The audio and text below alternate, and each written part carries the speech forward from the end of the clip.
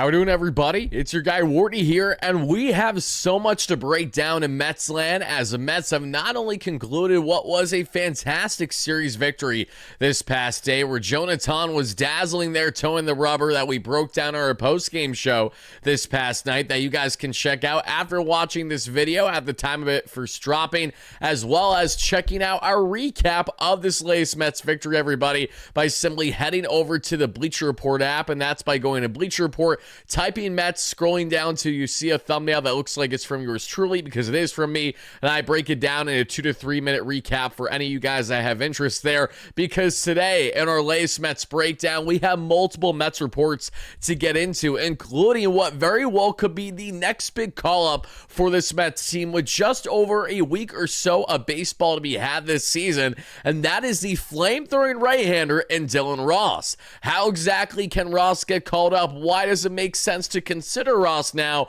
more than ever before? How this also goes in hand with the other roster moves for this Mets team, as Garrett does appear that he needs surgery. Not just any surgery, we're talking Tommy Johns. We're going to expand more on that, what that means for Garrett and this Mets bullpen configuration moving forward. Kodai Senga toe the rubber at his latest AAA start this past night in the Lehigh Valley. I was in attendance, so I'm going to show you guys some clips that I posted on X this past night and break it all down as to what I saw, what was nothing short of another struggling outing for Kodai, who did anything but do himself some favors here and give the Mets an easy decision to call him back up. Instead, now the Mets have a key decision moving forward, and that is, what are they going to do with Kodai Senga? Also, what is going on with the Mets when it comes to other roster moves? We know Luis Torrens has returned to this Mets team, but Tyrone Taylor appears that he is the next man up. We're going to expand more on that and everything else in Mets land, from the latest on the prospect front outside of Dylan Ross. What is happening there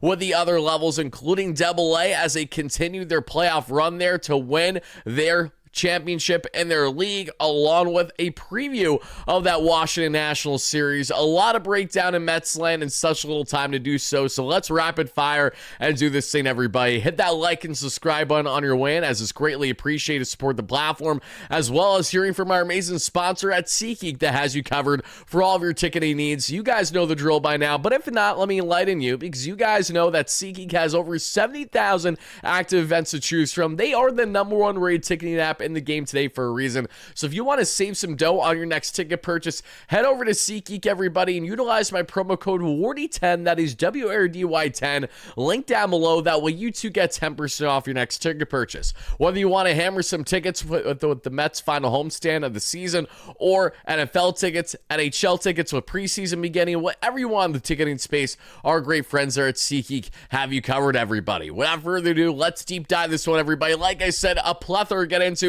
multiple Mets reportings that we're going to reference in this one, along with a lot else in Mets land. I want to first start today's discussion by just briefing further as to what has been so great about this Mets team as of late, the key takeaways from that series victory against the San Diego Padres, and I think it's kind of 2 to 3-fold, and it is as follows. It starts with the biggest standout of all, and Jonathan towing the rubber and going 5 masterful innings for this Mets team. Talk about having himself a bounce back after his worst career start, going just 0.2 innings and allowing a plethora of runs against the Texas Rangers and Jacob deGrom Friday night ago. Now, Jonathan, what do we see, everybody? 5 shutties, 0 earned runs, 8 strikeouts, which is now a career high at the major league level, 0 walks on 82 pitches. Ton beautifully placed his fastball, dotted the corners, down and in, down and away, up and away, up and in. Fastball right down the pipe. It did not matter. He threw it over 60% of the time, then had the curveball and the changeup in his back pocket. He not only looked calm, cool, and comfortable on the mound, but Tom looked far from a pitcher that apparently went through not only struggles, but obviously went through a big, mental hurdle that we saw in his previous outing there for the young 22-year-old. And a key standout that I heard on the broadcast I'm going to share with you guys is how Sean and I helped get Jonathan right here moving forward after what was a very shaky third career start for him against the Texas Rangers.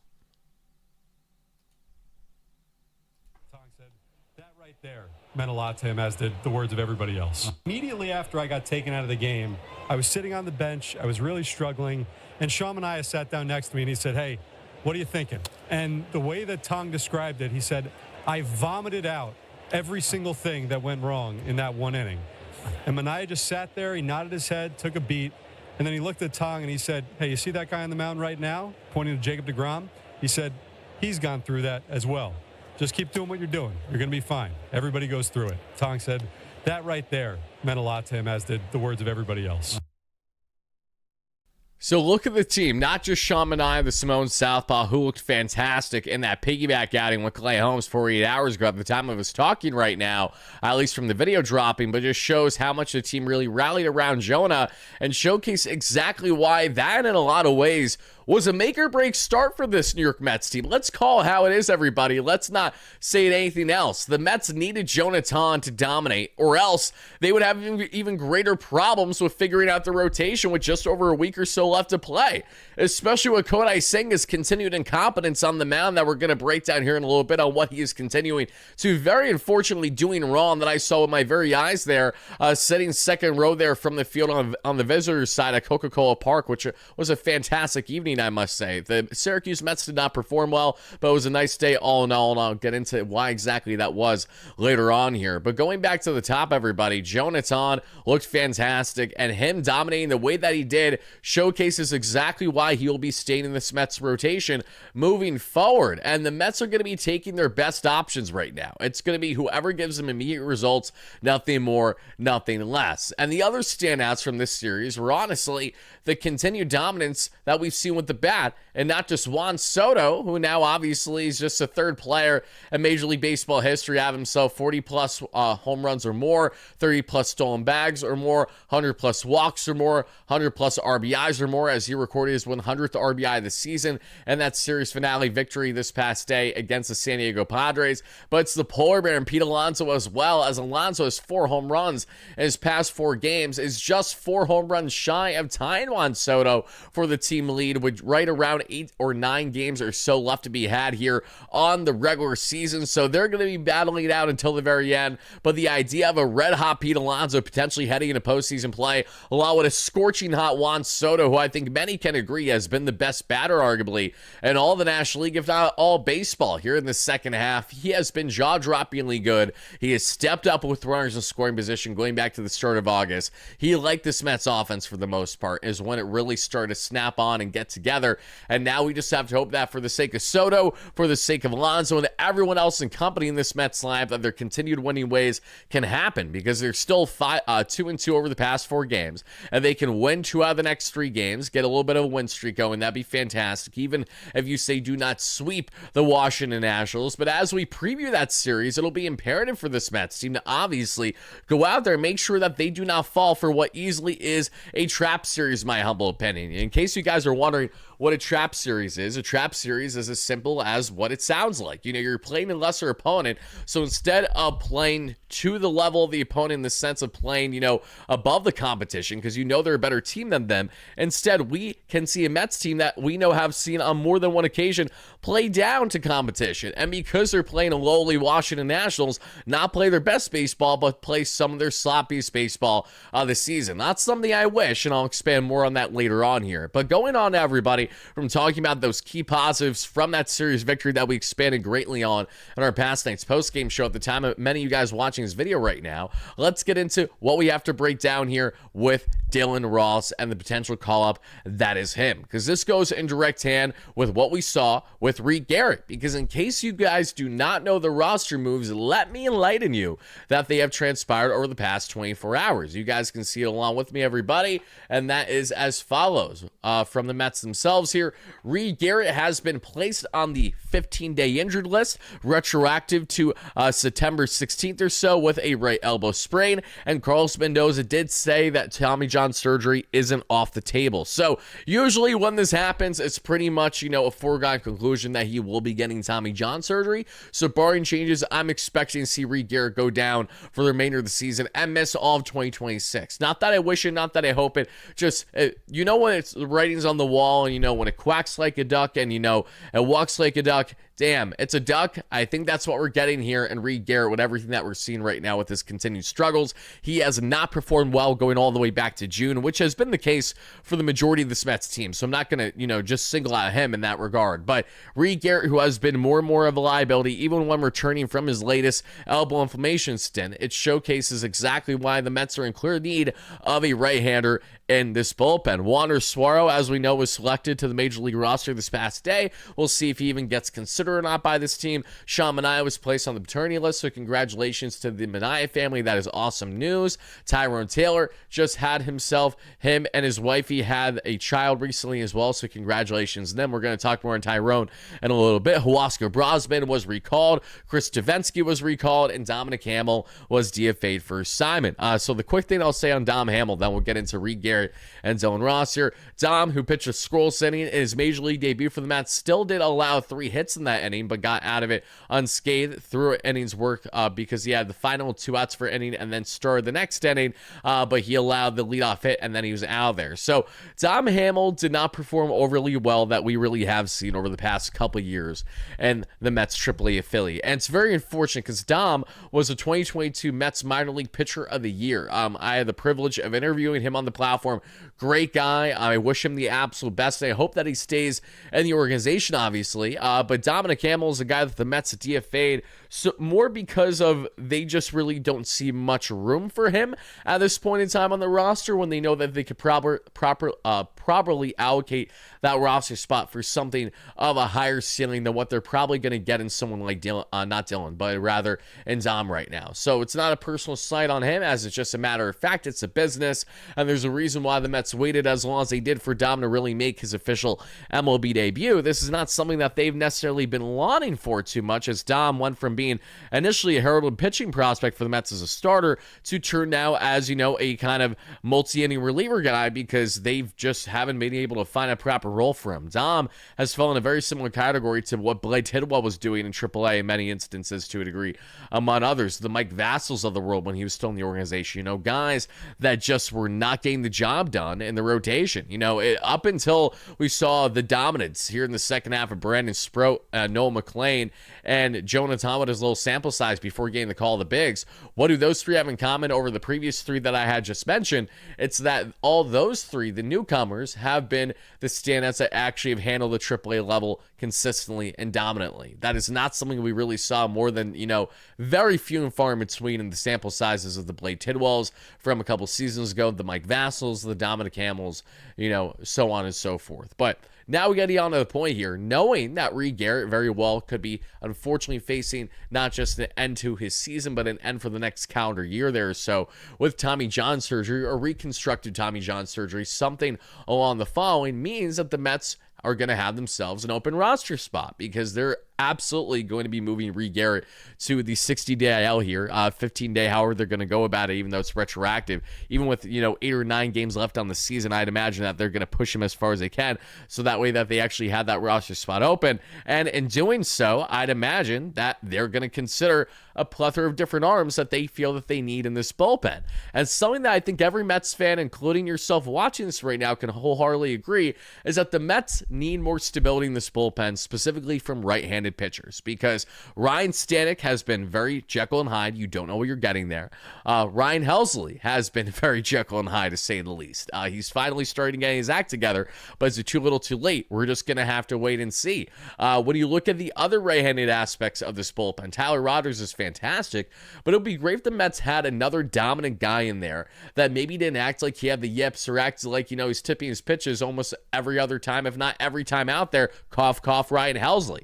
And there's one arm that has been in consideration for the Mets. There have been multiple. Brandon Sproat comes to mind because if he doesn't blossom as a starter, he can absolutely be dominant as a reliever if called upon in piggyback situations where he's utilized as that reliever instead of the starter. If he's utilized as the Sean Manaea 5 innings instead of the Clay Holmes 4 innings that we just saw from a couple days ago, something along those lines, which I honestly don't think will happen because if Brandon Sproat continues to do what he has done, like what he may do in that first game against the Washington Nationals, then they're going to be in great standing to have him as a guy that can be utilized in their playoff rotation should the Mets crack that wild card and have McLean, Sproat, Anton or someone else as that third starter. No, that's a very real possibility. So if it's not going to be someone like Brandon Sproat, and if it's not going to be even someone like maybe Kodai Senga, if he can't get himself right, we will, of course, expand more on Senga's struggles here in just a minute from my first-hand experience. If it isn't going to be those guys, then who is someone that most certainly can come to mind? Dylan Ross. Dylan Ross was not only mentioned in a recent piece by Andy Martino for SNY that you guys can check out, a recent article as to what the Mets are essentially going to do for their bullpen, but we could also talk about the fact that Dylan Ross has checked off more boxes than not that we have seen for a good stretch of time now. And the main reason as to why Dylan Ross has not been considered as much for the major league level has went in hand because of two key factors. It's been one, his fluctuating walk rate that we've seen at the AAA level, and two, knowing that you need to make sure that you have a roster spot available for someone like him who is also Rule 5 eligible at the end of the year. Now, Dylan Ross has checked off basically every single box that you look for as a Mets fan for a potential dominant reliever in this bullpen. Is there inexperience? Yes, but if there's one thing we know about inexperience, that has paved the way for the Mets and their pitching success over the past month and a half. If Noel McLean, Brandon Sproat, and for the most part, Jonathan have anything to say about anything here. So when we take a look at someone like Mr. Dylan Ross and the success that he has had as of late, everybody, take a big look at it with me. 31 innings in AAA Syracuse thus far, and I'm emphasizing solely his performance in AAA, not what he's done across multiple leagues, because AAA is the third level he has been on this season. Yes, you heard that correctly, everybody. He started the year in high A. He's been in AAA for the past 31 innings, 27 or so outings. I saw Dylan pitch in person. I'm going to show you guys a clip of that here in just a minute, which he was fantastic. He had a dominant inning for the Mets that I saw there against the Iron Pigs there in the Lehigh Valley, but a 1.74 ERA, 37 strikeouts, 27 walks, and just over a 1 whip. That's pretty darn good, if you ask me. So Dylan Ross has been not only brilliant all season long that we've seen. It's not just a 1.74 ERA in AAA, but a collective ERA of around 2.2 across all the innings that he's pitched collectively in the minor leagues this season from his multiple promotions. But Ross, with his 6'5" frame, a former 13-round pick by the Mets a couple years ago, looks like the best reliever option that the Mets currently have on the farm right now, if Ryan Lambert doesn't have anything to say about that. And Ryan Lambert is another flamethrower in the farm right now, but the difference is that Ross not only has greater size, but Buddy again is sitting 100 to 102. He is looking disgusting with the heater. And a lot of fans have been longing for and calling for Dylan Ross to be considered at the major league level. Well, now, folks, it does appear that the Mets are officially considering Dylan Ross more than they ever have this season. And we most certainly cannot write this off as a possibility, because the Mets have already broken the record, thanks to David Stearns this year, by having the most pitchers utilized in one singular season ever at 46 and counting. You heard that correctly. No other team in Major League Baseball history has utilized 46 pitchers or more. Yet here we have the David Stern Ram Mets here in 2025. If we're going to have as many fickle options as we have had in this bullpen, I think it goes without saying it makes a lot of sense to consider someone like Dylan Ross at this point. Now, let's get into more on both the pros and the cons that come with someone like Dylan Ross, because they are important. The guy strikes out people at an absolutely absurd rate. That cannot be understated. Ross this season collectively, between what we've seen in high A, double A, and triple A, has a K per 9 this season of right around 15, which is just simply absurd. Or pardon me, 13 rather. I misspoke there. However, and I'd like to make this clear. I'd like to make this very notable. What he has done collectively with his walk rate has been around a 5.5. What he has done in AAA, however, is around 11 K per 9 to a 6 walks per 9. So obviously that K to walk ratio isn't as strong as you otherwise were hoping it to be. And because of that reason, that has absolutely been a factor as to why Dylan Ross has not gotten the call yet. But why is it now time, probably better now more than ever, to consider someone like Dylan Ross? Well, it's a couple things, and not just the fact that you have a clear flamethrower that could come out here and potentially dominate in this Mets bullpen right away. For all we know, this guy could do what Ryan Helsley most certainly cannot do this season. But outside of that obvious factor, let's also bear in mind all the other great things that we have seen with Dylan Ross, and that has a bit to do with the fact that Dylan has been just one of these guys that has done such a great job this year on the consistency. You know, we talk a lot about the success the Mets have had in the farm this year with a lot of their arms, headlined by their starters, obviously, and what they've been able to do this year, and McLean, Sproat, and Tom. But the great progression that the Mets have had in the farm by going from high A to double A to then triple A with a lot of their relievers shouldn't be understated. You know, Ryan Lambert falls in that category heavily, as does Orlana, even though he has had a fair share of struggles at the triple A level this year. I'm looking forward to seeing when he gets himself right, because he got rocked a bit that I saw in person this past day. But Ross has just been Mr. Consistent pretty much all season long. And the Mets are now in a great position where if they consider someone like Dylan Ross, you're getting a guy right now that currently is having roughly a 50% whiff rate that we are seeing with his 90-mile-per-hour splitty. So you don't just have the fastball that's touching, again, 100 to 102 on the gun. It's sitting 97 to 99, mind you. So it's just ridiculous. But to then have a splitty in your back pocket that's getting a whiff rate around 50% that does that kind of damage, that is the kind of pitcher that I think can not only fill in the shoes of a Reed Garrett, but have a higher ceiling, because he's not going to throw you meatballs to the same degree as Reed Garrett. If he does, they're at least going to be piping hot at 97 and 99 to 101 to 102, and not so much in the mid-90s the way you're going to get with someone like Garrett if he's really not looking at his best. So the good thing here is that Reed Garrett has been more of a liability than anything else going back to early June, and he's staying in the bullpen this long. If we can give the pass to the Reed Garretts of the world, the Ryan Staniks, the Ryan Helsleys for the vast majority of his tenure as a Met thus far since August 1st, I think at bare minimum, the Mets could consider doing something with Dylan Ross here.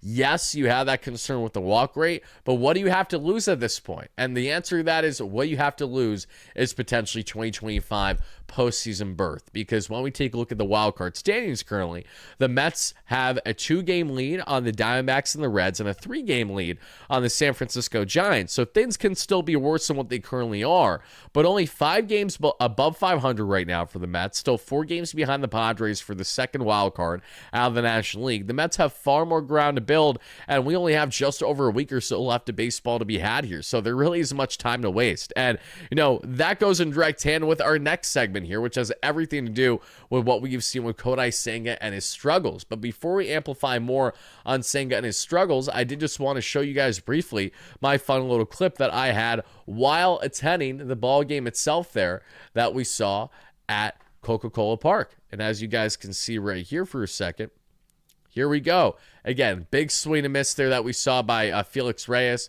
for the Iron Pigs. But here's Ross. He sets and the pitch. Big swing. I was happy to get that video too. So Ross had himself a squirrel sitting for AAA Syracuse. They did not win the ball game, but he was most certainly a standout. And another guy that was supposed to be a standout, but instead, unfortunately, was more of a liability than anything else, was Kodai Senga. I repped a man who dominated for AAA Syracuse this year, and I actually got compliments by Phillies fans while I was there, and even had some people that are part of the WardyNYM community dap me up and shout me out as I was going to my seat. So shout out to everyone that I interacted with at the ball game. That was a lot of fun. But as you guys can see, I was rocking Cowboy Ohtani's jersey himself, or enough of the Cowboy Ohtani nickname. He is just our cowboy, and Nolan McLean. And I'm so excited to see more of what Nolan can do for this Mets team, the same way that I'm really excited to see what a guy like Carson Bench can do here. As you guys see this clip here briefly, I apologize for the audio playing just for a hot second there.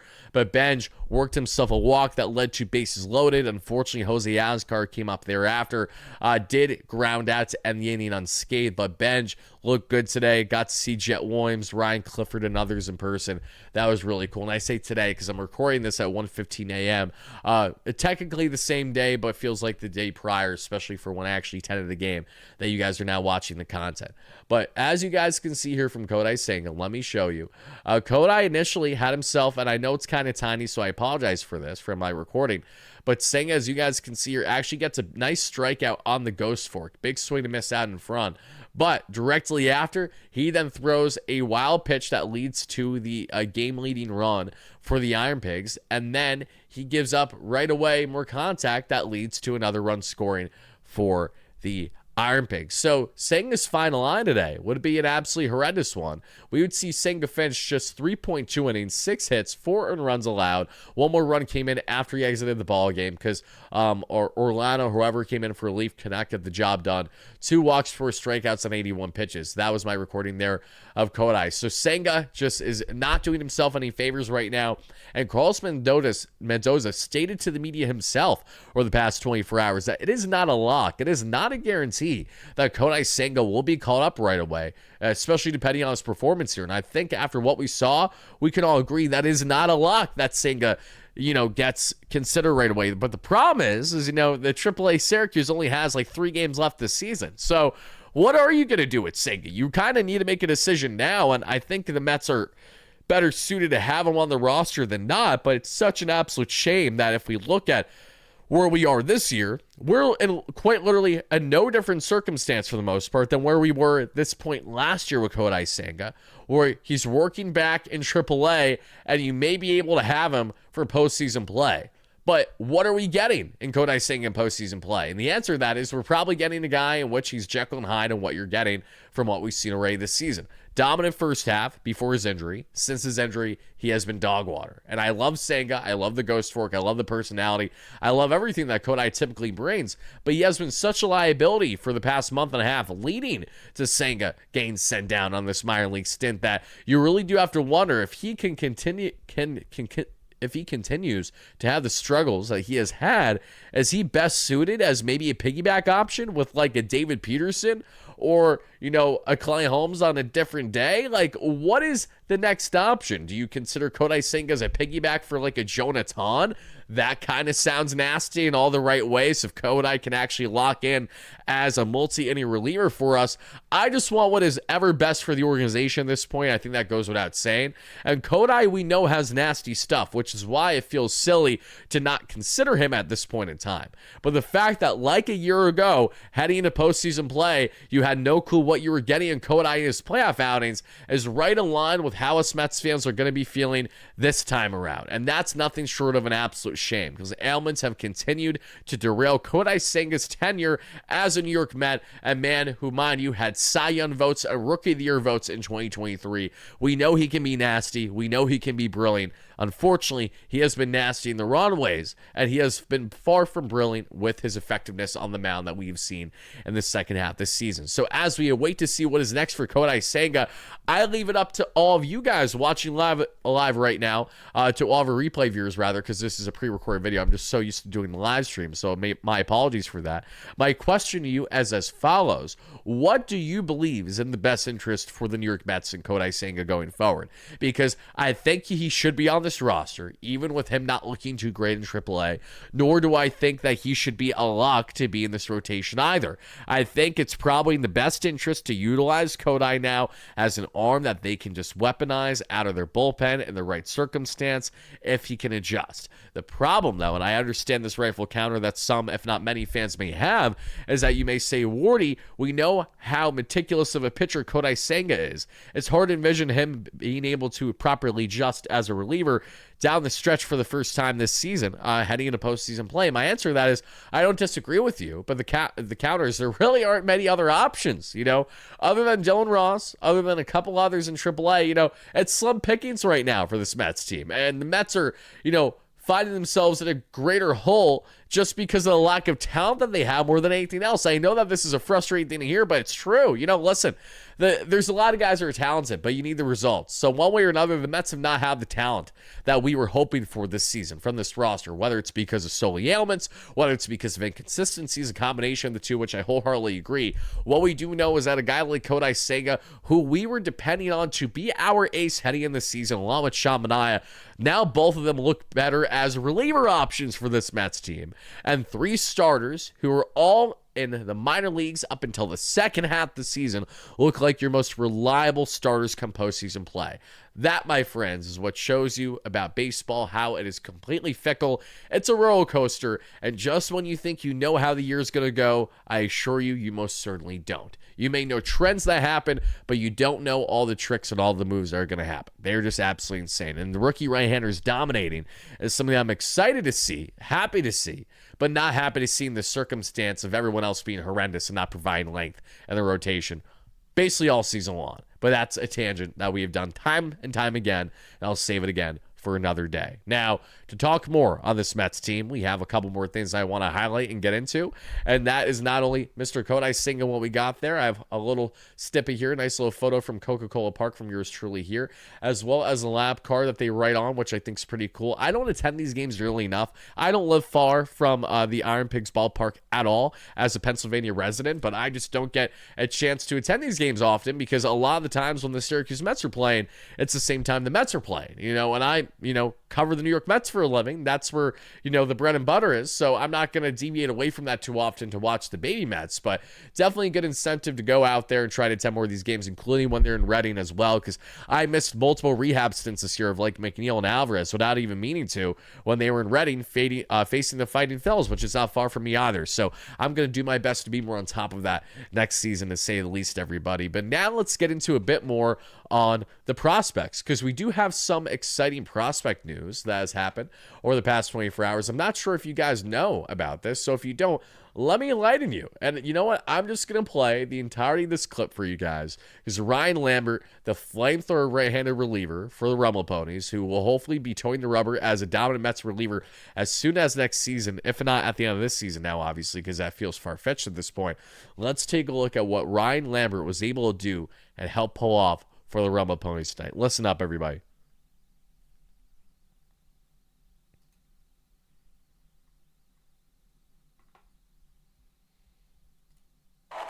11 consecutive appearances dating back to the regular season without allowing an earned run.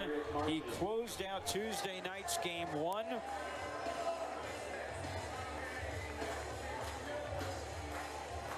And he looks to close out game 2 and send the Rumble Ponies to the ELCS. Garrett Martin is the first hitter he'll face. And the first pitch is popped up. Schwartz over. Foul territory. On the warning track. Makes the catch. 1 out. And a raucous crowd.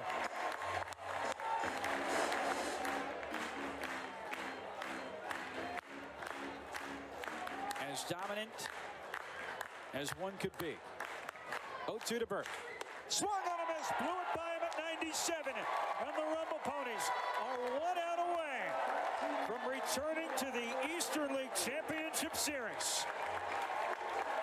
They're waving their red towels at Miranda. A clear home field advantage. Lambert set for a 1-1 with 2 out. Top of the 9th. Binghamton up 5-4 pitch. Hit up the middle to short. It's Lugo throwing to first. The Rumble Ponies are returning to the Eastern League Championship Series for the 2nd time in the last 3 years. They're mobbing Lambert on the mound. Binghamton will play in their 5th Eastern League Championship Series in franchise history. They knock out the Patriots for the 2nd time in 3 years. Shout out to the Rumble Ponies. What a fantastic season. Not only they had, the Brooklyn Cyclones had a fantastic series as Brooklyn Cyclones in High A won their division title, which was fantastic. Like, they won their league title overall. Very exciting things. Port St. Lucie Mets had a good year. The Syracuse Mets didn't have a terrible year. All across the board in the minor leagues this year, this was the best universal year I've ever seen in the Mets farm. There were so many great talents that we saw from every single level, which is why this is just the beginning of something absolutely beautiful building in Flushing, Queens when it comes to homegrown talent. And Ryan Lambert is right in the thick of it. Another man who's right in the thick of it is a guy who towed the rubber and started this ball game against the Somerset Patriots, and that, of course, is the affiliate for the New York Yankees, if I'm not mistaken. And that's also so much better to see what we got in Mr. Jack Weniger, what he did as Weniger dominated on the mound yet again, everybody.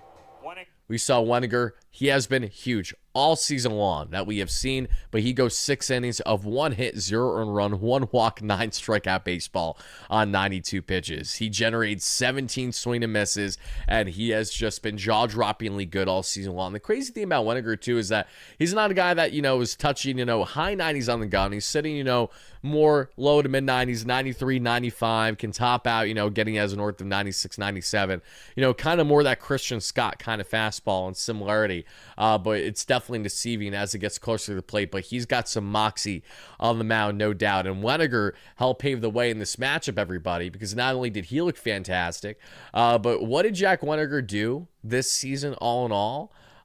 He posted a 2.9 ERA and 135 innings, mind you. This was the Mets' 6th round pick back in 2023. Yeah, don't look now, but Billy Epler literally had one of the most magical drafts you could possibly ask for as a Mets fan if you really look at the deep dive of 2023 especially. But what Weniger did was jaw-droppingly good. He put up a 1.15 whip that we saw over the span and also had 147 strikeouts and these 135 innings. Weniger is in the same class of the Zach Thorntons of the world, the Will Watsons, the RJ Gordons, the list goes on of pitching talent that will get to AAA next season. And some of it may very well blossom at the major league level the way that we're seeing some guys blossom this year, headlined by obviously McLean, Sproat, and the exciting, dazzling Joe Nathan. But what we got there in the Rumble Ponies was a really, really nice victory for them as they won 5-4 over the Patriots. And A.J. Ewing was right in the thick of it. A.J. Ewing, who finished his season with Double-A Rumble Ponies, batting .340 or so with an 800 OPS. My God, did he look so good. He went 2 for 4 with 2 RBIs, this time playing center field. That we saw Nick Morabito, who I love, got nothing going in this one. It was all A.J. Ewing day as he had himself a triple. And mind you, throughout the regular season, also had a whopping 70-plus stolen bags across multiple leagues. He's so good. Jacob Reimer was in this one as well. The pitching got the job done, and Ryan Lambert closed the door, as you guys saw. The Syracuse Mets, as I mentioned, I was in attendance for that ball game where Kodai Senga could not get the job done, and they lost. I did see a Jared Young home run as Jared Young smacked his 17th home run of the season in this 8-2 defeat. Outside of that, though, not a whole lot from the guys in Carson Bench, Ryan Clifford, and Jet Williams, unfortunately. Pitching-wise, we saw Mr. Dylan Ross look fantastic. Yaxel Rios coming in for like one of his first outings of the year because I think he's been out a while for injury, and he got rocked to give up 4 earned runs at the end of the ball game.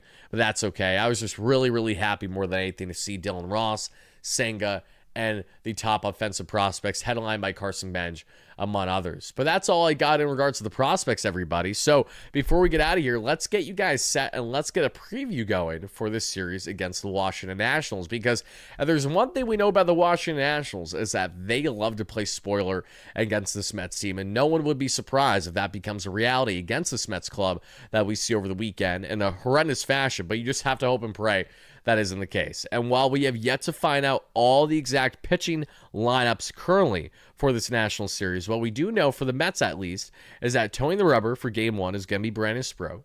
Towing the rubber for Game 2 is going to be Noel McLean. And then towing the rubber for Game 3 is still to be determined for this team. But if we just do some math, let's say here 5, 4, 3, 2, 1, and then let's go back to 5.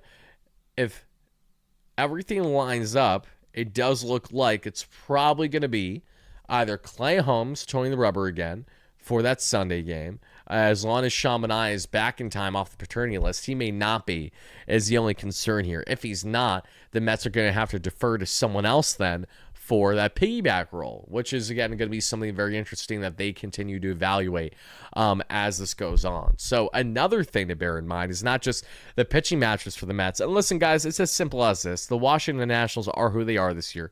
They're not going anywhere this year, but they've had some big victories against the Mets. Even with their 62 wins in all, they've had some massive victories against the Mets. They split the series against the Mets and DC that we saw earlier back in June. They had success against the Mets again that we saw the last time that they matched up We know that this Nats team can continue to be pesky. So what the Mets need to do here is to obviously put their right foot forward when it comes to their pitching, get more dominant outings, hopefully from Brandon Sproat, Noel McLean, lean on them in this one, secure the first 2 games out of this series. No doubt it is inexcusable to lose a game with McLean and Sproat as long as they continue to perform as advertised from what we've seen in their small sample sizes thus far. But a Mets batter who should be returning as soon as this weekend, coming off the paternity list while we saw another one on. He's been out with injury as well, but do not be surprised if you guys see sooner rather than later the return of Tyrone Taylor. There's been a lot of rumblings to suggest that Tyrone will be returning to this Mets team sooner rather than later, and knowing that there's only 3 games left in AAA, it's not like he's really going to benefit much by being sent down there. So barring changes of a very small AAA stint, I'm going to go on a limb and say that Tyrone Taylor will be returning to this Mets team as soon as this weekend. And then, should that happen, we're going to then find out, what do the Mets do with the roster? Do the Mets then say do they part ways with Ronnie Mauricio and have him no longer as part of the roster? But they just send him down, knowing that Ronnie can be sent down, because remember, the Mets purposely have had Ronnie on the roster this whole time, in part because as long as he didn't play a certain amount of games that we saw in the minor leagues this year, the Mets would still have club control with him beyond what they otherwise would have had if he played more games at AAA Syracuse. So because of that reason, he stayed more on the roster. Now with the Syracuse Mets season coming to a close, I'd imagine that that'll also be the ending of Ronnie Mauricio's 2025 Mets tenure, barring changes, because I really think the Mets would prefer to roll out a bunch of different outfield options, as long as, maybe I could be wrong in this, maybe they defer to more of a Mauricio instead of Luis Angel Acuna. That is yet to be determined as well. Do they consider someone like a Jet Williams? Probably not, but it's just something to throw out there to see if they get creative at all here with their bats before the end of the season. But with Tyrone Taylor returning, they're either going to roll them with Tyrone Taylor, Cedric Mullins, and Jose Siri all on the same roster, or they're going to make something else happen with this roster. I'm curious what you guys think that'll be if it's not one of the following things I just relayed your way. So what do the Mets need to do against the Nationals? Get the job done. It's as simple as that. It's put up or shut up time. It's not about, oh, the Mets can win if they go ahead, if they attack a pitcher this way, or if we can just hammer this with runners of score position. We're done with that, okay? We just need to win series. We need to win baseball games, and we need to secure postseason play. That's all you can ask for at this point as a Mets fan, and see what the boys can do from there. So I'll be locked in, strapped in my seat for every game in this series, like each and every one of you, and we'll be covering these games both in a recap fashion, the Bleacher Report app every single day, as well as in a live fashion, post-game fashion, after every single ball game here on the WardyNYM platform. I hope to see you guys there for McLean Day, for Sproat this Friday first, Sunday matinee, and everything else in between. Thank you guys again for watching. Let me know your biggest takeaways in the comments down below from everything that we broke down in the latest Mets land with this key reporting. Until next time, this is your guy Wardy signing out. Let's go Mets, baby. Peace.